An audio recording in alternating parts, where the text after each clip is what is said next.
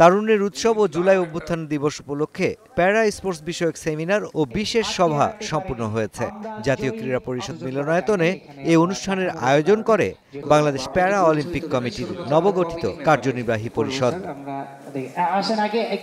সেমিনারে মূল প্রবন্ধ পাঠ করেন খাদ্য মন্ত্রণালয়ের সচিব ও National Para Olympic Committee of বাংলাদেশের সভাপতি মাকসুদুল হাসান।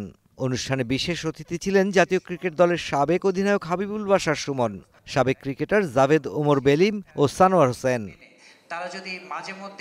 এ সময় বক্তারা বলেন, প্যারা অলিম্পিকে বাংলাদেশের প্যারা খেলোয়াড়রা মূল দলের চেয়ে বেশি সফলতার স্বাক্ষর রাখছে।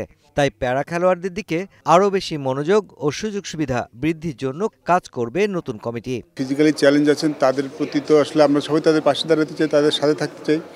সেই বার্তাটা দেওয়ার জন্য আসলে আমাদের এখানে আসা। এবং এই সেক্টরে কিন্তু বাংলাদেশের সাফল্য কিন্তু ভালোই আছে। আমরা কিন্তু ফিজিক্যাল চ্যালেঞ্জ ক্রিকেটে কিন্তু খুব ভালো করি, বেশ কিছু সাফল্য কিন্তু নিয়ে এসেছে তারা।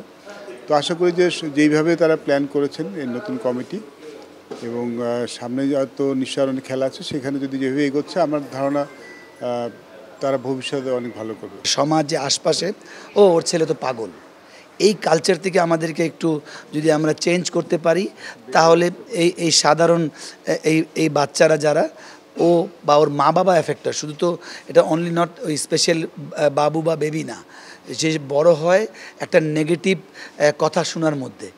তো ওই একটা ইভেন বাবা মা এফেক্ট হয়, সবাই এফেক্ট হয়। বাবা মা জানে এটা কত কষ্ট, আমরা হয়তো ও বাবু দুষ্টামি করছে করোনা এই পর্যন্ত শেষ।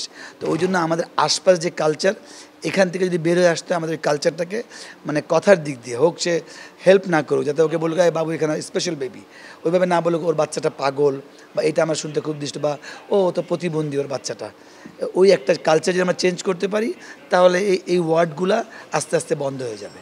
ক্রিয়া যখন অ্যাক্টিভ থাকবে, তার ব্রেন যেমন শার্প কাজ করবে, একটা বল ধরবে, যখন একটা ব্যাডমিন্টনের শট মারবে বা ক্রিকেট যদি শট মারবে, অবশ্যই তাকে একটা উপলব্ধি বা তৃপ্তি দিবে, যেটা আমরা একটা সুন্দর কাভার ড্রাইভ খেলে আমরা গুড শট বলি না, যে মারে ও তৃপ্তি, আর যারা দেখে ওরা ক্ল্যাপ করে। কিন্তু এই জায়গায় যদি আমরা একটু মনোযোগ দেই, আমরা কিন্তু যেহেতু একটা স্পোর্টস কেন হয়, একটা দেশকে খুব দ্রুত পপুলার করে, আজকে ক্রিকেটের জন্য পুরো পৃথিবী চিনে আমাদেরকে। তো এদেরকে যেন আমরা টেক কেয়ার করবো, তাহলে এরা যখন অ্যাচিভমেন্ট হবে, দে আর নট যে রাজু বা বিজয় হবে না, সে হবে হি ইজ ফ্রম বাংলাদেশ।